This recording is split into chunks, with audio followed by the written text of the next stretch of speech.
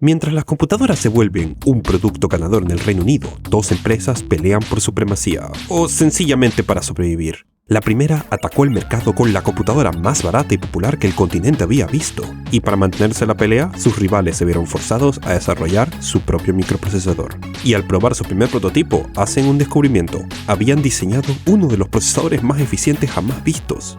Esta es esa historia. Es 1970 y está lloviendo dinero en la industria electrónica. Una compañía británica llamada Sinclair Radionics había crecido gracias a sus equipos electrónicos, radios e instrumentos. Liderando esta empresa había una persona notable y definitivamente el tipo de persona que le pondría su nombre a su propia empresa, Clive Sinclair, una rara combinación de un gran sentido comercial y una gran mente para la electrónica. Si bien la empresa tiene una reputación en este momento, nuestra historia comienza con una oportunidad de producto inesperada. Verás, la libra esterlina solía funcionar de esta manera horrible, pero un buen día la reina madrina mágica agitó su varita y lo simplificó enormemente. Y por supuesto, todos estaban acostumbrados al sistema antiguo y necesitaron calculadoras durante casi un año para hacer cualquier cosa. Ahora, Sinclair tenía una relación existente con el diseñador de chips Texas Instruments, ya que habrían fabricado muchos de los componentes para sus productos anteriores. La cuestión es que, a través de ellos, Sinclair se enteró de un misterioso chip nuevo que sonaba demasiado perfecto para ser verdad, la más idónea de las oportunidades comerciales. Necesitaba probar uno de inmediato. Chris, despierta. Necesito que tomes un avión a Texas inmediatamente para recoger algunas muestras. ¿Texas? Clive, es el 1 de enero. ¿Tienes alguna idea de la resaca que tengo? Dije ahora. El chip que Chris trajo consigo de Texas era el TMS-1802, una calculadora básica entera en un solo chip. El apuro de Clive estaba justificado. Esta innovación tecnológica permitió la creación de una calculadora de bolsillo asequible que rápidamente se apoderó del mercado e hizo que la compañía ganara muchísimo dinero.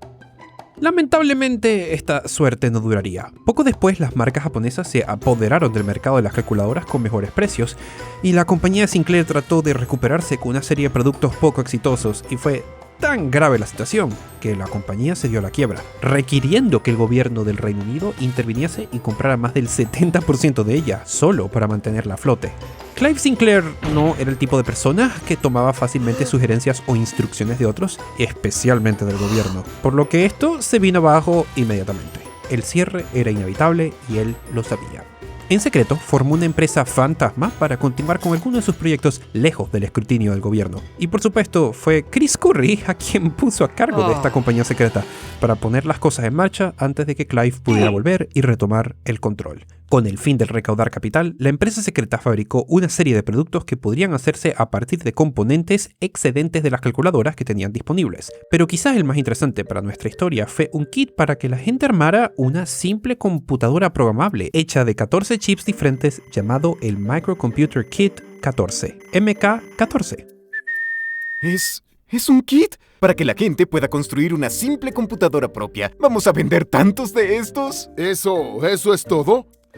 Bueno, supongo que es mejor que nada. Podremos venderlo mientras desarrollamos algo mejor. ¿Mejor que nada? Clive, piensa en lo que te estás perdiendo.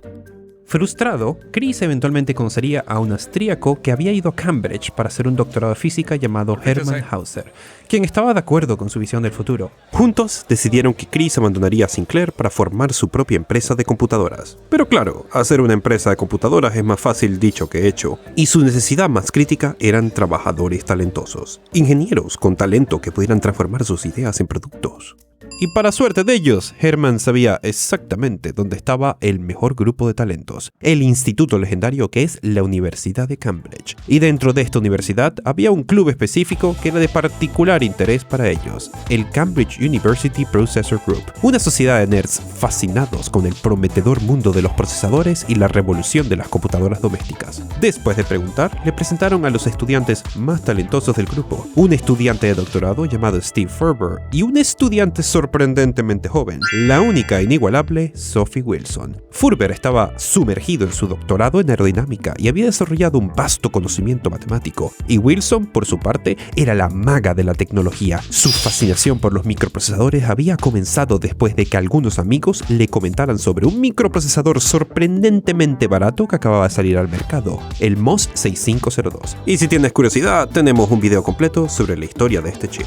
Y ahora, con un nuevo talento bajo sus alas, salieron a la búsqueda de ideas rentables. Chris, habiendo presenciado el crecimiento de Apple Computers, se inspiró eligiendo un nombre que los pondría encima de Apple en la guía telefónica y que hace referencia a un viejo dicho inglés: grandes robles crecen de pequeñas bellotas, y Acorn Computers empezó a convertirse en un gran árbol. 1980. A medida que comienzan una nueva década, las cosas en Acorn Computers se están calentando. Sí, una computadora doméstica empacada con todo, lista para enchufarse y usarse como las que están fabricando en Estados Unidos. No más kits para armar para los entusiastas. Podemos colocar una hermosa carcasa alrededor de nuestra computadora y hacerlo realidad.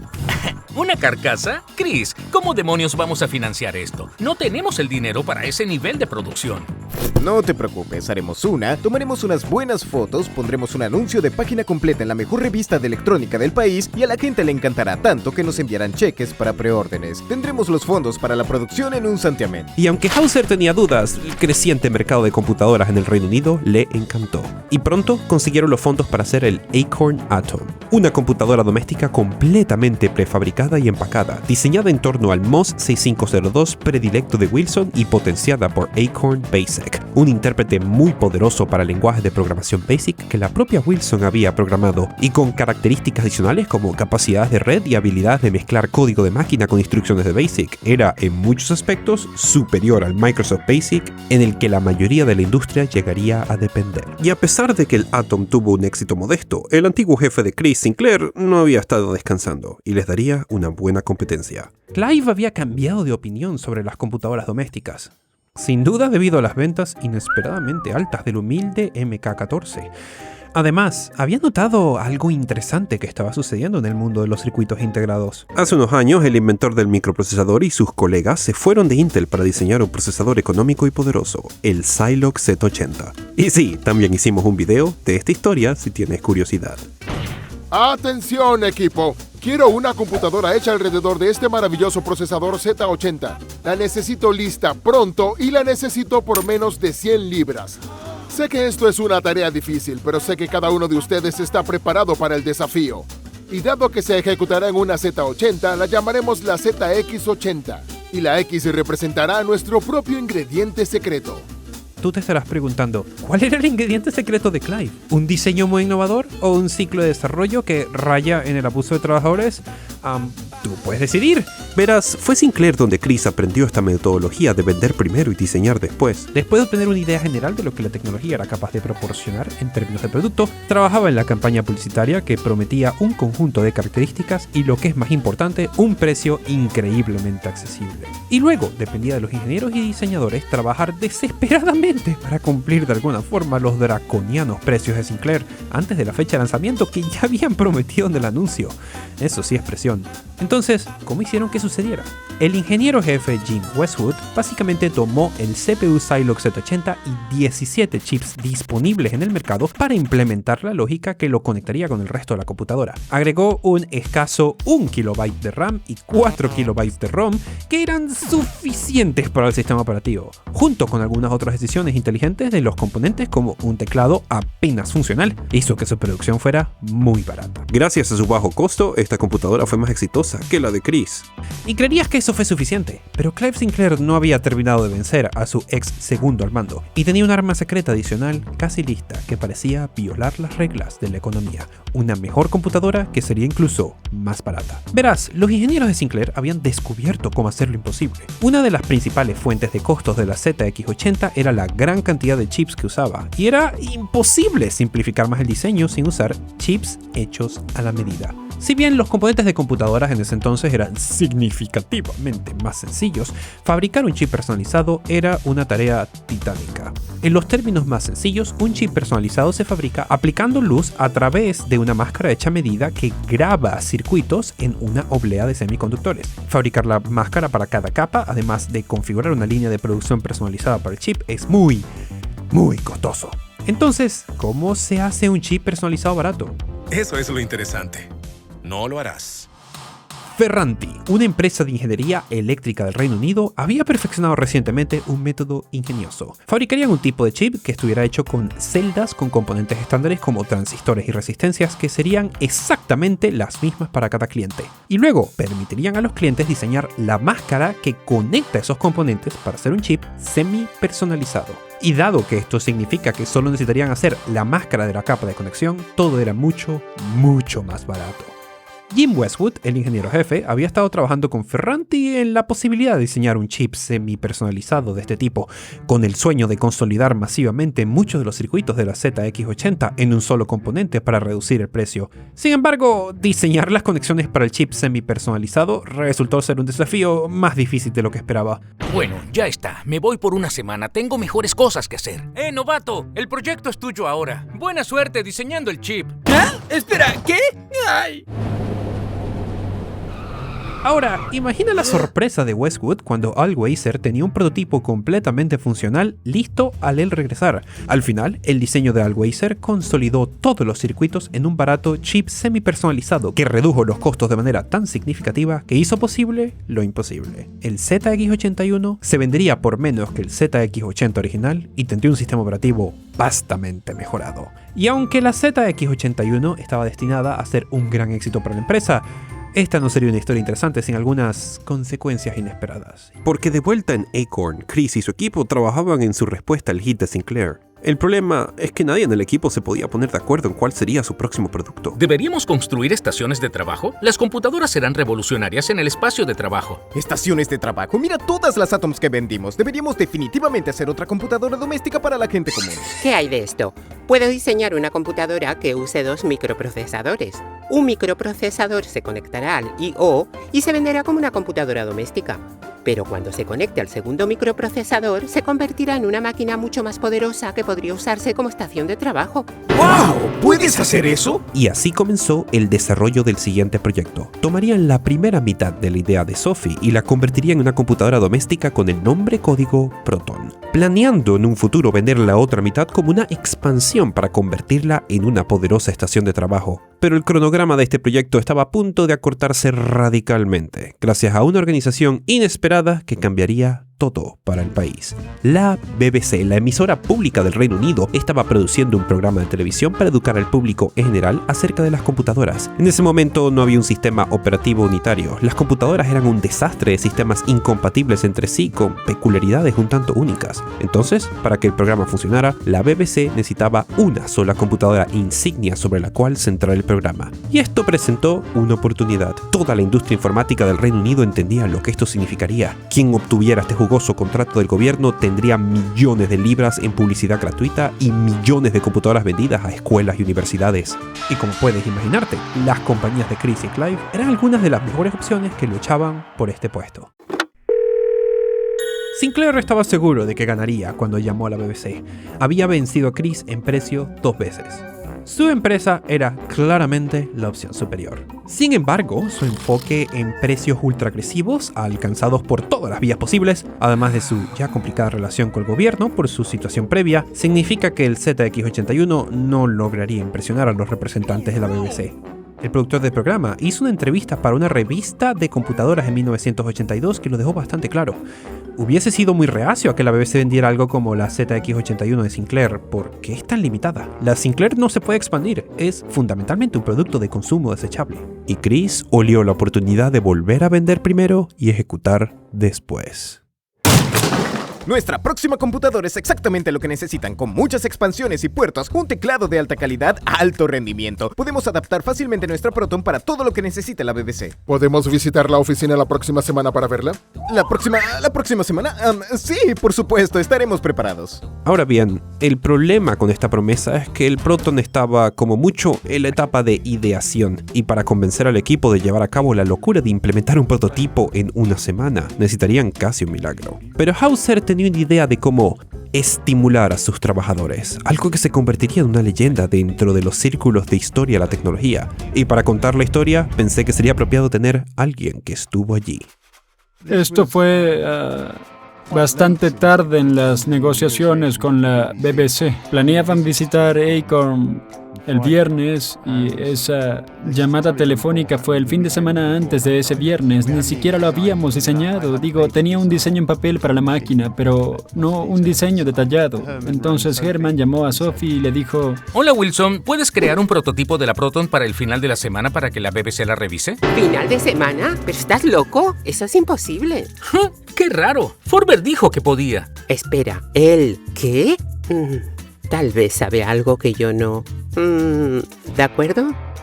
Luego Herman me llamó y me dijo: Hola Steve, ¿puedes crear un prototipo de la Proton para el final de la semana? ¿Una semana? ¿Estás borracho, Herman? Wilson dijo que era factible. ¿Qué? ¿Cómo? Bueno, quizás. Sabes, yo fue hace mucho tiempo y no confío en mi propia memoria y los pequeños detalles, pero ciertamente sucedió algo así. Le tomó un poco a la pareja darse cuenta de la artimaña, pero ya era demasiado tarde. Estaban hasta las rodillas en el proyecto. Lo que siguió fue una de las semanas más intensas en la historia de desarrollo de las computadoras. Todo el equipo trabajó arduamente para tener el prototipo listo para la visita a la BBC, y trabajaron hasta los últimos segundos, con Wilson literalmente programando los últimos pedazos del controlador del CRT, mientras Curry y Hauser retrasaban a la BBC para que no subieran las escaleras. Pero la BBC quedó tan impresionada al ver que este equipo pintoresco había hecho más progreso en una semana que otras empresas en años, que les otorgó el contrato gubernamental multimillonario. Y ahora, con el tiempo y el dinero adecuado, el prototipo necesitaba convertirse en un producto completo. La enorme cantidad de chips utilizados para esta computadora necesitaría simplificarse. Con la ayuda de un par de chips semi-personalizados de Ferranti, exactamente la misma tecnología usada por las computadoras de Sinclair. Mucha de esta responsabilidad recayó sobre Ferber, quien bajo presión se convertiría en un diseñador de circuitos particularmente hábil.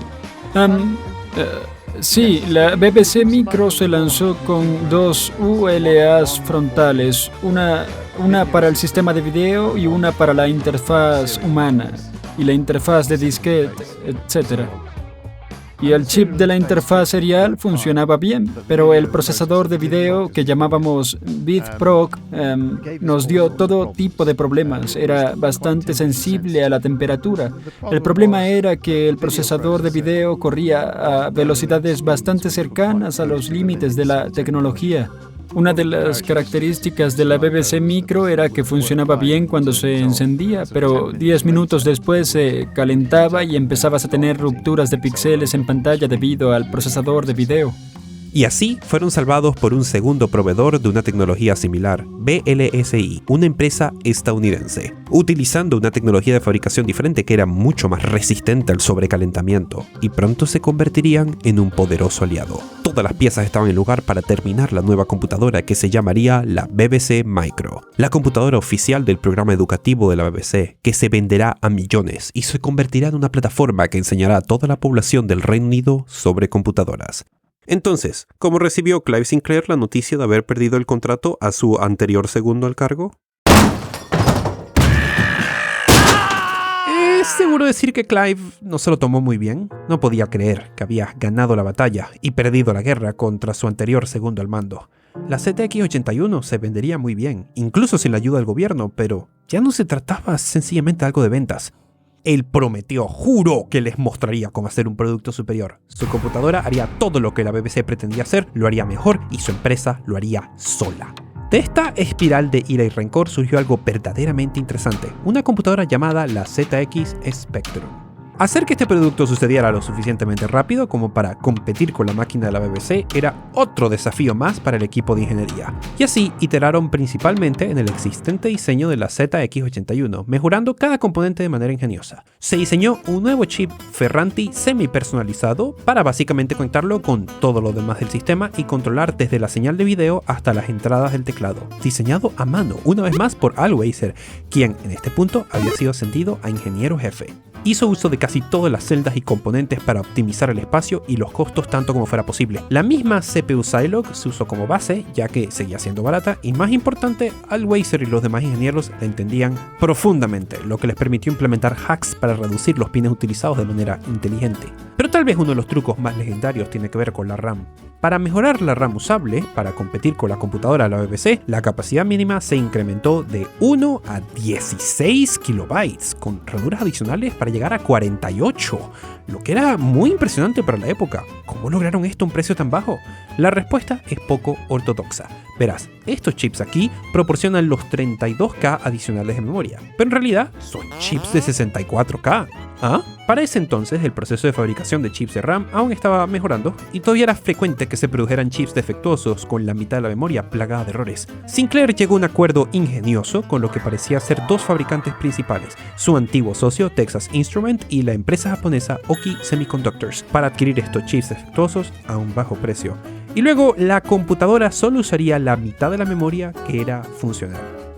Y así lograron llenarla con RAM sin los costos adicionales de mejores chips. Pero una computadora es tan poderosa como su sistema operativo se lo permite. Para las computadoras de ese momento, esto se almacenaba en el chip de ROM, y aumentar la ROM de 8K a 16K significaba que se podía encargar un sistema operativo mucho más sofisticado, que admitiría características más avanzadas que abren la puerta a futuros desarrolladores. Y tal vez la más importante de estas características eran 8, así es, 8 colores completos. Por eso se llama el Spectrum. Hoy en día celebrar esto parece algo extraño, pero obtener cualquier color en una computadora a este nivel de precio era una gran victoria, principalmente porque el color requiere una gran cantidad de memoria y hacer que funcione sin consumir toda la RAM disponible era complicado. Alwazer y la compañía externa que desarrolló la ROM atacaron el problema e idearon un sistema en el que cada cuadro de la pantalla solo podría mostrar dos colores, el color de fondo y el color de primer plano. Esta limitación a menudo se confunde con un error, ya que provoca un efecto comúnmente conocido como crash de atributos, que era particularmente visible en ciertos juegos. Pero una patente presentada por Alwazer y Sinclair en 1983 deja muy claro que esta fue una técnica intencional para reducir el uso de memoria en una pantalla color, y una técnica lo suficientemente buena para que se patentara. Y a ver, en verdadera filosofía low spec, puede que no sea tan bueno como computadoras que cuestan varias veces su precio, pero hace su cometido. Ahora, hay algunos aspectos de las medidas para ahorrar costos de proyecto que son menos populares que otros. Con el increíble poder de la retrospectiva, también conocido como juzgar cosas fuera de su contexto histórico original, cuando mencionas esta computadora, uno de sus legados más controversiales es el teclado. De hecho, la falta de un teclado de verdad podría haber sido una de las razones por las cuales la más costosa computadora Acorn terminó con el contrato de la BBC, y Sinclair recibió una buena cantidad de críticas de la prensa al momento de su lanzamiento. Sin embargo, en contexto, el teclado de goma original tiene mucho sentido. Las computadoras anteriores de Sinclair tenían un teclado extraordinariamente incómodo, pero económico, y partiendo de ese diseño, el desafío era mejorarlo sin salirse del presupuesto. El diseñador industrial Rick Dickinson explicó que el teclado era un diseño simplificado que logró obtener teclas físicas y a su vez minimizar las costosas partes móviles. En ese sentido, sí, definitivamente es mucho mejor que esto. Dicho esto, el desarrollo apresurado y el enfoque en el bajo precio dio lugar a algunos problemas, incluyendo una reputación por falta de fiabilidad en los modelos originales, que se convirtió en el punto de partida para una de las historias más graciosas de toda la informática. Mientras el ZX Spectrum de Sinclair y el BBC Micro de Acorn luchaban por el mercado informático del Reino Unido, la competencia sorprendentemente personal entre ambos hombres llegó a un punto de ebullición. Chris Curry autorizó una campaña publicitaria que en parte señalaba las supuestas tasas de devolución mucho más altas de Sinclair, sugiriendo que el Spectrum era un desastre defectuoso en comparación con la BBC Micro más confiable. A ver, podemos entrar en una discusión sobre cómo se calcularon esos números de una manera que se pudiera beneficiar más a Acorn, pero lo interesante es que Clive se enojó tanto con el anuncio que fue al bar al cual él y Chris frecuentaban en la ciudad, encontró a Chris tomándose una copa allí y aparentemente lo golpeó con un periódico y comenzó a bombardearlo con insultos. Según el propio Chris Curry, él huyó a un pub cercano, pero Clive lo persiguió y finalmente agarró a Chris por la parte de atrás de la cabeza, y para ese momento había tenido suficiente. Falcon Punch. Y la mejor parte de la historia es que el bar que frecuentaban ambos, donde se inició la pelea, se llamaba The Baron of the Beef, como el varón del conflicto. Tienes que amar la historia a veces, no puedes inventar cosas como esta, es ¡mua! Bueno, los CEOs, pioneros de informática golpeándose la cara, hacen un buen drama, pero ¿por qué importa todo esto? ¿El Spectrum cambió algo? Sí, en una cosa Clive Sinclair tenía razón. El bajo precio de esta computadora significó que se vendió mucho. El Spectrum llegó justo en el momento donde personas de todo el mundo estaban aprendiendo a programar diferentes aplicaciones, y esto por supuesto significó que había mucha gente que quería hacer juegos. Digamos que quieres hacer un juego para Atari a principios de los 80. Necesitas licenciar todo a través de Atari, pagar muchísimo dinero y comprar todos los cartuchos a través de ellos. Pero, si querías hacer un juego para el Spectrum, no necesitas licencia, y para distribuirlo, solo necesitas almacenarlos en cassettes de audio. Literalmente podías copiar y producir los juegos tú mismo y venderlos por correo. Esta accesibilidad sin precedentes en una computadora realmente barata significó que mientras Atari y el mercado de los juegos estadounidenses básicamente estaba colapsando en ese momento, en el otro lado del mundo había una era dorada de juegos creados por equipos pequeños, y muchos de esos desarrolladores pasaron a definir el gaming de otras maneras, y muchos de ellos todavía están activos en la industria. Curiosamente, esta fue una industria que sucedió no gracias a Sinclair, sino de muchas maneras a pesar de Sinclair. A lo largo de la vida útil del Spectrum, hubo discusiones constantes dentro de la empresa sobre por qué toda la máquina no se centraba completamente en los juegos, dado el enorme mercado. Pero algunos creían que los juegos eran una distracción de aplicaciones reales de computadoras y otros avances tecnológicos. El propio Clive Sinclair parece haber estado en este lado, ya que el siguiente producto, que no era una revisión del Spectrum, era una computadora destinada a la oficina y al trabajo, lo que, por muchas razones, contribuiría a una espiral que eventualmente acabaría con la marca Sinclair por completo. Pero mientras Sinclair trabaja en el sucesor del Spectrum orientado a oficinas, Acorn tenía una mejor idea para el futuro. Porque si recuerdas de antes de este video, la BBC Micro era solamente parte de un sistema, lista para ser conectada a un segundo procesador para convertirse en una poderosa estación de trabajo. Y ahora que tenían el dinero, el impulso y el nombre para hacer la segunda parte, al comenzar a experimentar con la conexión de un segundo procesador al micro, descubrieron algo inesperado. Los procesadores más nuevos y supuestamente superiores, como el Motorola 6800 y el National Semiconductors 32016, eran dispositivos súper complicados con extensos sets de instrucciones. Wilson y Furber incluso viajaron al laboratorio de National Semiconductors en Israel y se sorprendieron por las instalaciones complejas y con todo el personal necesario para hacer esta bestia.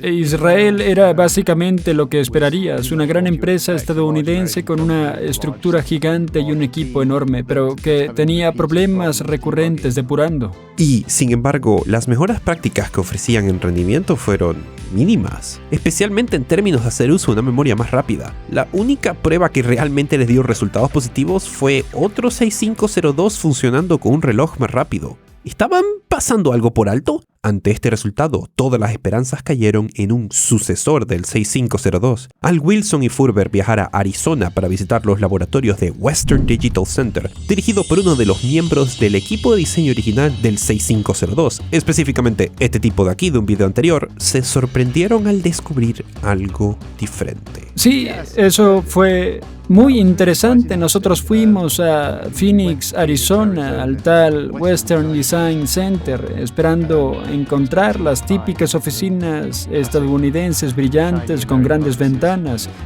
Y lo que descubrimos fue que el Western Design Center estaba operando desde un bungalow en los suburbios de Arizona y que utilizaban a estudiantes para diseñar celdas de compuertas básicas y demás en computadoras Apple.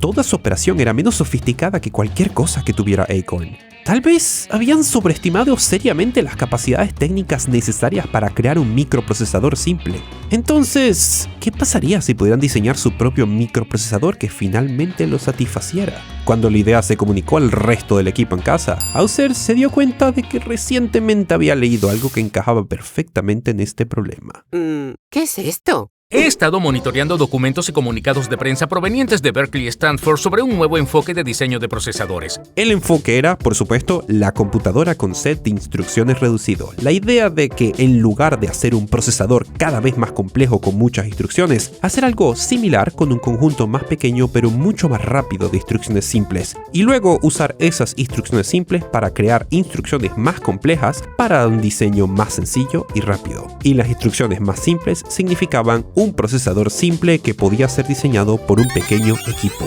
¡Oh, Dios mío! En realidad podían lograr esto. Podrían diseñar un chip, tal como lo hicieron con los chips de la BBC Micro y hacer que PLSI los fabricase.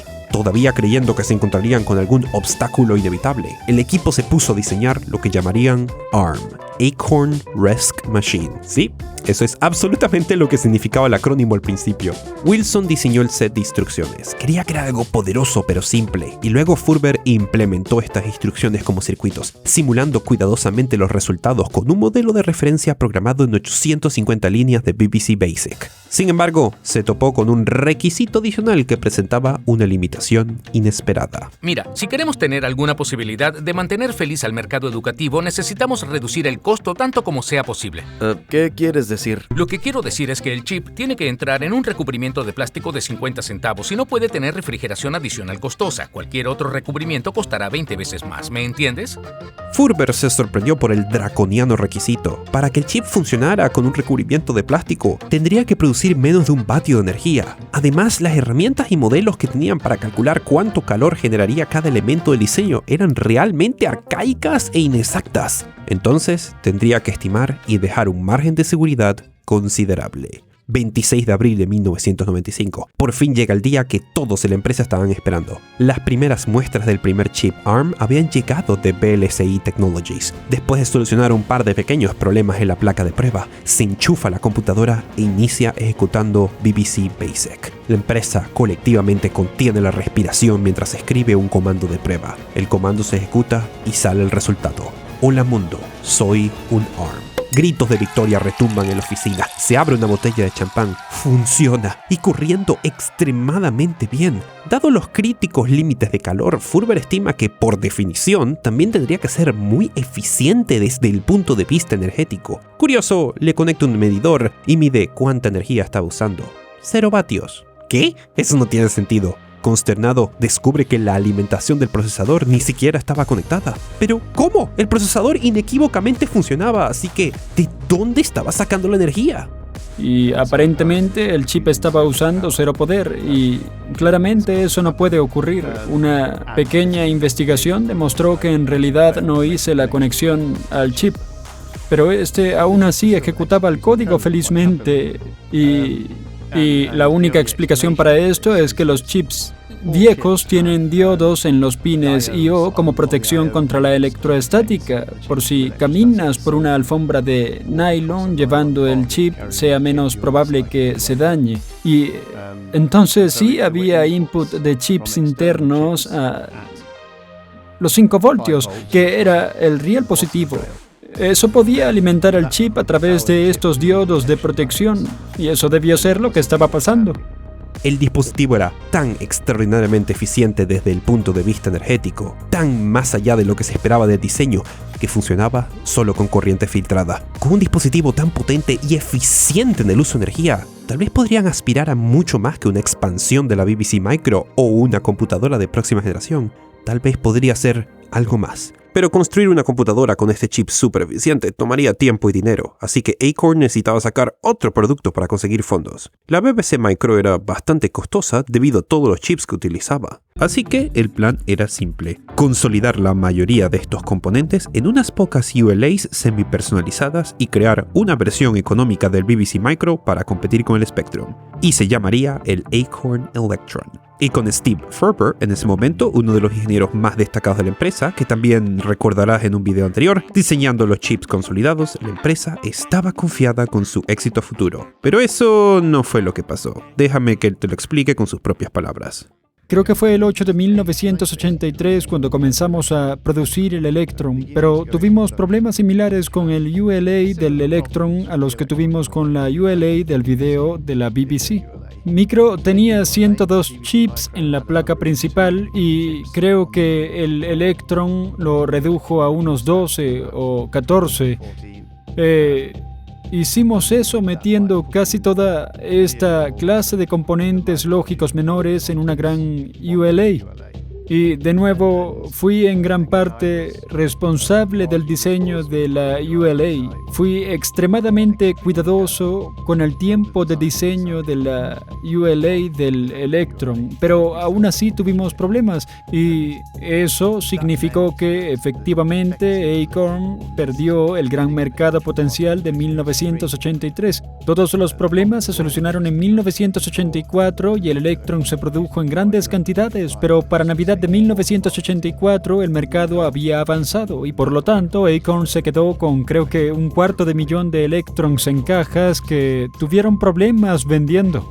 Con la tecnología llevada al límite, sucedió lo peor. El producto tuvo que retrasarse y se perdería la temporada navideña clave, cuando se esperaba que la empresa hiciera sus grandes ventas. Y para cuando se solucionaron los problemas en 1984, el mercado había avanzado. El Reino Unido estaba llegando a un punto de saturación en las computadoras domésticas y los cambios tecnológicos en el extranjero estaban convirtiendo a las computadoras de 8 bits en una reliquia del pasado. Con almacenes llenos de Electrons sin vender, Acorn estaba en mal estado. Esta era la segunda apuesta que perdieron después de intentar sin éxito introducir la BBC Micro del mercado estadounidense, y ahora sus cuentas bancarias estaban alarmantemente vacías. La salvación vendría de un lugar inesperado, una empresa informática italiana llamada Olivetti, que compró casi la mitad de Acorn y tomó el control de sus operaciones de venta. Acorn estaba en terapia intensiva. El vicepresidente de Olivetti, el Serino Piol, se convirtió en el presidente de Acorn y tenía un plan.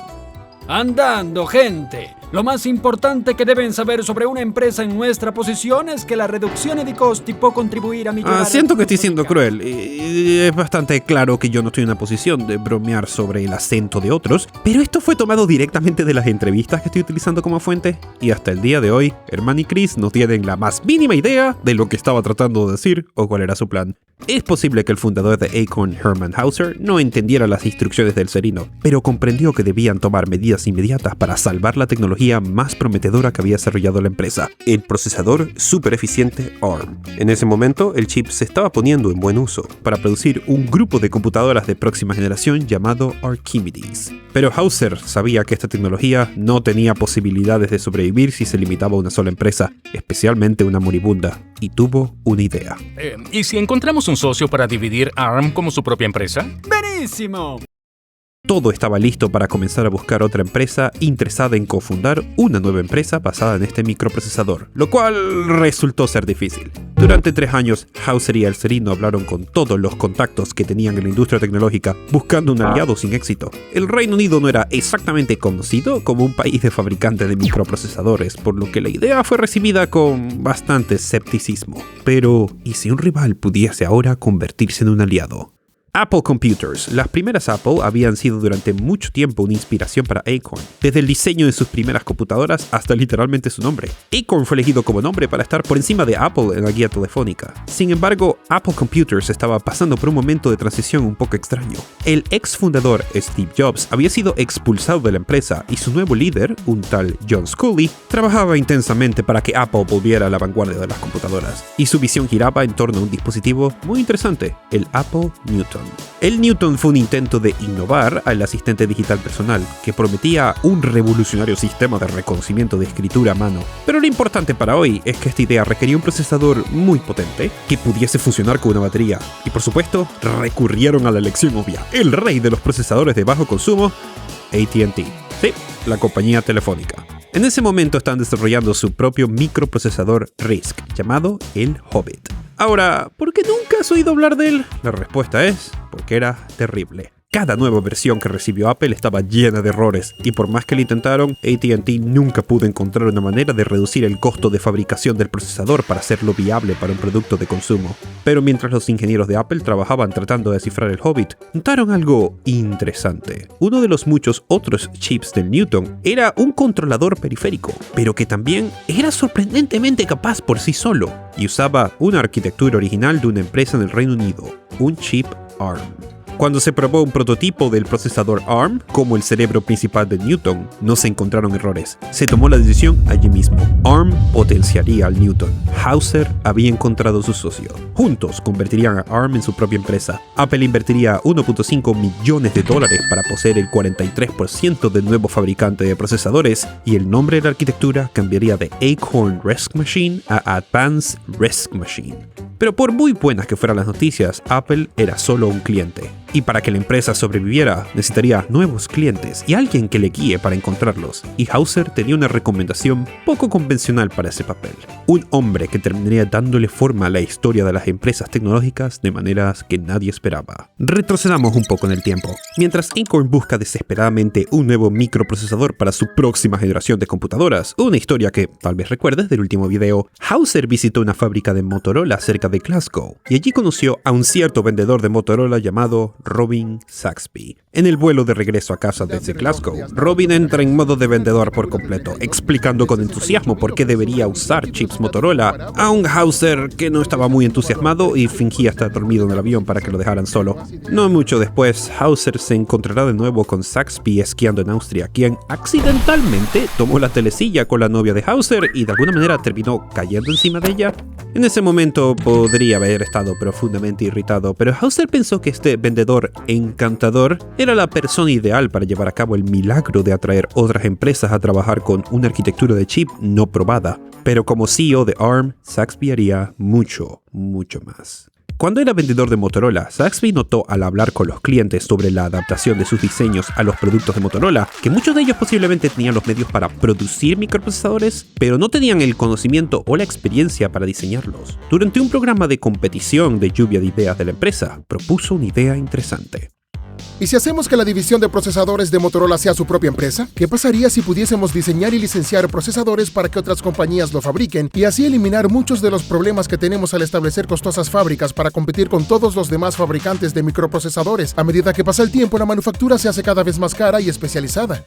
Sus jefes de Motorola no fueron muy receptivos, pero Saxby no lo había olvidado. Y ahora, como director general de una empresa de procesadores, tenía la oportunidad perfecta de probarlo, junto con su segunda gran idea sobre los procesadores. Si vamos a sobrevivir como una empresa de procesadores, tenemos que convertirnos en el estándar para sistemas embebidos. ¿Embebidos? Pensé que estábamos haciendo procesadores para computadoras. Acorn ya tiene una línea de computadoras con tecnología ARM y tenemos como cliente a Apple, que está fabricando una computadora Palm. Escúchame, no hay manera de que podamos luchar contra Intel para convertirnos en un segundo estándar en computadoras. No tenemos el presupuesto ni la reputación. ¿Y cómo es diferente para embebidos? Claro, hay empresas luchando en el espacio, pero no tenemos la reputación o capacidad de fabricación para enfrentarnos a ninguna de ellas. Es por eso que no fabricaremos chips. Lo que poseemos es la tecnología. Todo el mundo está enfocado en la potencia, haciendo el procesador más potente del mundo. ¿Sabes qué es lo que tenemos? Tenemos el mayor poder por dólar, el mayor poder por vatio. Vamos a licenciar nuestra tecnología a otras empresas para que la fabriquen. Lo que necesitamos encontrar es al menos un socio clave de fabricación en cada continente y categoría de producto. ¡Andando! Y así comenzó la carrera para encontrar socios clave. Al principio, no muy bien. El Apple Newton, el dispositivo que inició todo esto y que los hizo fabricar chips con BLSI Technologies, no fue un éxito comercial. Y nuevamente lo intentaron en el apasionante mundo de las consolas de videojuegos con un dispositivo llamado el Panasonic 3DO,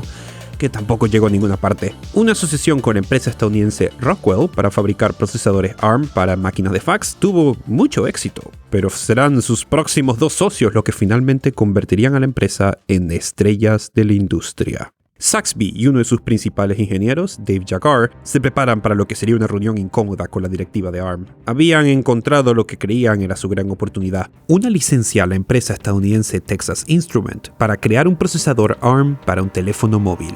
La empresa finlandesa Nokia estaba desarrollando el 6110, un teléfono GSM orientado a empresarios con unos requisitos de duración de batería bastante elevados, justo el lugar para que brillase el legendario consumo energético de ARM.